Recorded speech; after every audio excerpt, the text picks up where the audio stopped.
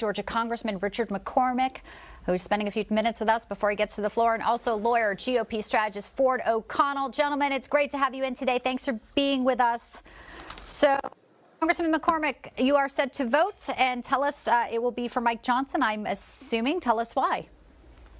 Yeah, Mike Johnson is a solid conservative, a former chair of the RNC, the biggest Republican group we have that's very conservative, has a budget plan, has a vision. He's a very humble guy, in my opinion. I predicted about a week ago that Emmer would win the original vote. They wouldn't be able to achieve a consensus, but Mike Johnson really fits the role well. I think it's unfortunate what happened with McCarthy, but I think it's time to move on. And I think we found a great consensus candidate to move us forward. Finally, Ford, what a saga to get here. I mean, it was Scalise, it was Jordan, it was Emmer yesterday. Just your take on how this has all played out and what we've seen here, and, you know, how the Democrats have tried to use this and to their advantage.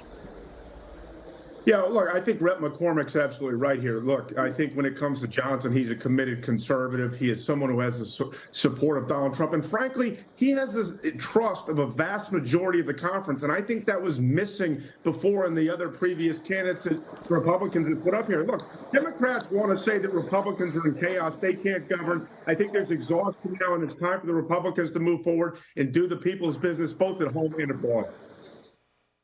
Abroad. Obviously, so much attention about what is happening on the ground in Israel. There were some comments yesterday that are getting a lot of sharp reaction. UN Secretary General Antonio Guterres, I want to play his comments again. He was in New York in front of the UN Security Council and said this about Israel.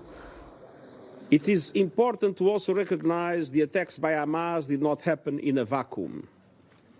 The Palestinian people have been subjected to 56 years of suffocating occupation. They have seen their land steadily devoured by settlements and plagued by violence, their economy stifled, their people displaced, and their homes demolished. Their hopes for a political solution to their plight have been vanishing.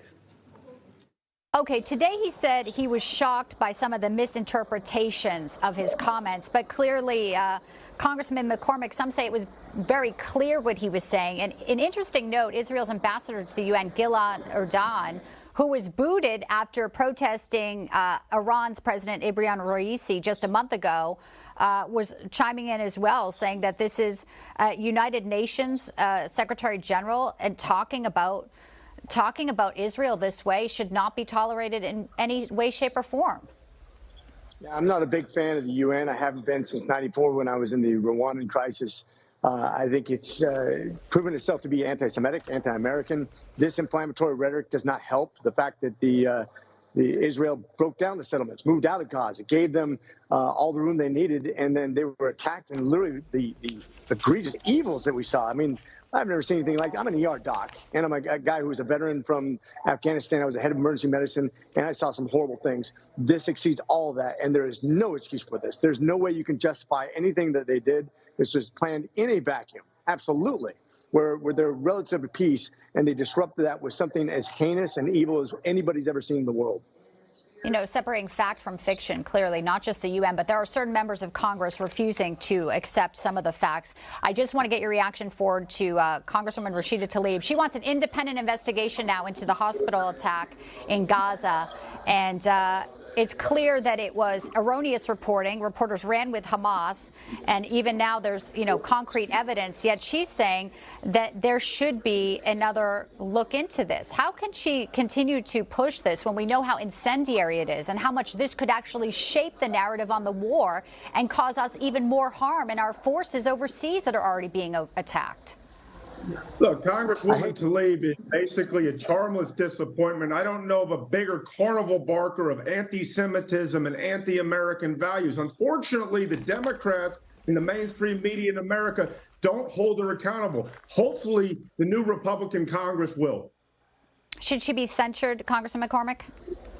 I think so. And by the way, bring on the independent investigation, and then she can apologize and look like the fool that she's acting like. Gentlemen, I appreciate your time. Very busy day on the Hill there. Ford and Congressman McCormick, thank you. I'll let you get down to that floor so you can vote.